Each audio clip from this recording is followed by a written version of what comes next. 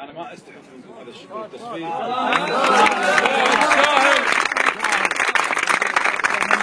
وغير قصد بالإساءة إلى بعض الموجودين اليوم. يعني أنا أقول الفضل يرجع لله سبحانه وتعالى ولشخص الدكتور وليد الطبطبائي. هو اللي أخذ بإيدي في أول ما تعرضت لي يعني هزة فكرية داخلي، عرفت أن أنا ماشي طريق مظلم جدا. وما ابي اقول مثل بعض الناس ثم اللي قال انا حلمت بالليل يعني فلان وقال لي لا، انا تعرضت الى هزه فكريه. يعني لما طلعت من القناه لاسباب اخرى من الاعلام بدات افكر، بدات اعيد النظر في امور كثيره. انطلقت من ركيزه واحده، يعني ان ما خليت لي احد يعني، وكنت اداه بايد لا ترحم. انا اكلمكم وانا اقول لكم اياها وانا واثق من نفسي، ما اخاف من احد الا من الله. مو لان انا عندي القدره على تطبيق ما يقولونه. انا اكتشفت ان الناس عندها سقف عالي جدا من الوقاحه في التعامل مع البشر. يعني ما عنده مشكله وتشوفون الاعلام يعني يمكن يعني انا اقولها وقلت لكم والله ما ودي احكي، لكن انا غلطت بحق ناس كثيرين. انا اعتذرت من العم احمد عبد السعدون، اعتذرت من الكل وعلى راسه يمكن وليد الطبطبائي. في البدايه المساعد قلت لكم هو السبب، مع الايام راح ابين ليش هو السبب اللي يعني اخذ بيدي. ما توقعت انا صار لي معاكم يعني بقلمي او بتغريداتي يمكن شهرين. والله شككوا حتى احد رموز معمم راح حق سعى الى التفريق بيني وبين زوجتي. حسبي الله عليك. حسبي الله. انا اقولها، قلت لكم انا ما اخاف من احد. قالها بحجه اني انا تسننت. وسمع رد جيد، يعني سمع رد كان على قدر المسؤوليه من الاهل، من جماعتي وربعي. يعني بس لاني خالفته بالراي اخرجني من المله. اليوم قنواتهم تهاجمني، مواقعهم تهاجمني، عندهم ربعهم بتويتر اللي انا اعرفهم شلون قاعد يطقون، مع اني انا انتقدت المعارضه سنتين ولا احد من كوادر المعارضه تعرض لي بشيء. تخيل.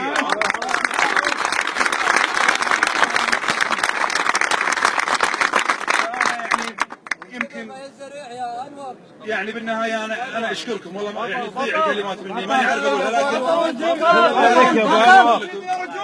الله يسلمك يطول عمرك. فكل الشكر لكم يعني. وانا اللي يابني اليوم مو تسجيل موقف، انا استشعرت في الايام الاخيره خوفي على انور ولدي، على جاسم ولدي، من يكونون في هذا الموضع.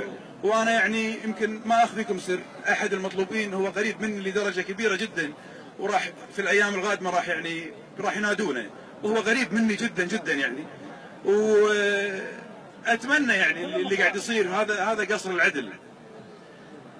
انا اقول كلمه للتاريخ، اقول ان الشيخ صباح الاحمد سمو الامير لما سعى وهو وزير خارجيه لفصل منصب ولايه العهد عن رئاسه الوزراء، كانت هناك ركيزه غايبه على البعض. هو مو فصل ولايه العهد عن رئاسه مجلس الوزراء، هي عزل للشيخ سعد عن منصب رئيس الوزراء تحت ذريعه مصلحه الكويت. مصلحه الكويت اليوم لو نحط ناصر المحمد بدبلوماسيته وفلوسه ونفوذه واخلاقه وككاوه في ميزان عمل واحد للشيخ سعد، يطق مليون صفر للشيخ سعد.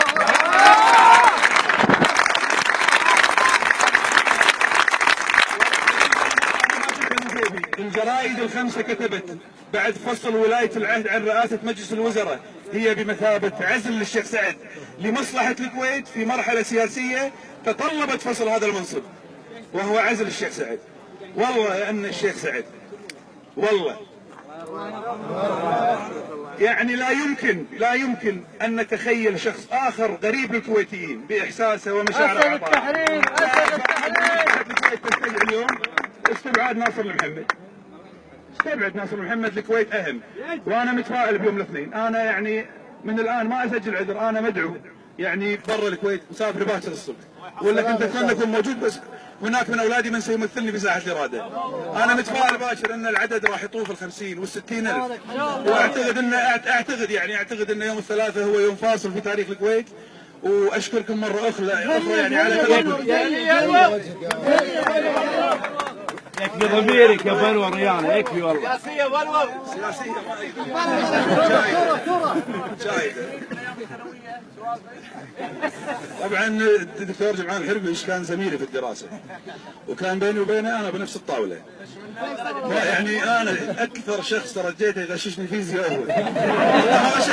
ما غششني ليش وانا ما غششني عشان ما صرت اعلامي.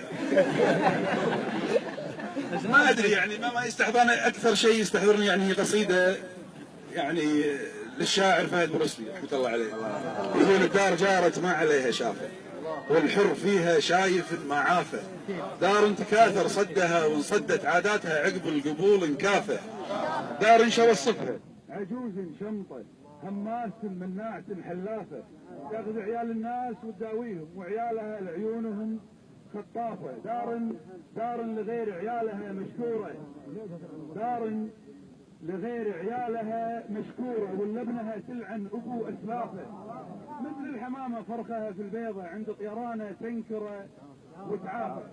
يعني أنا أستخدمها أيدها من التاريخ وكأن نعيش اليوم يعني. وقلت لكم أنا اشتغلت واطلعت على أسرار إن شاء الله مع الأيام أقولها، الحين ما أقدر يعني.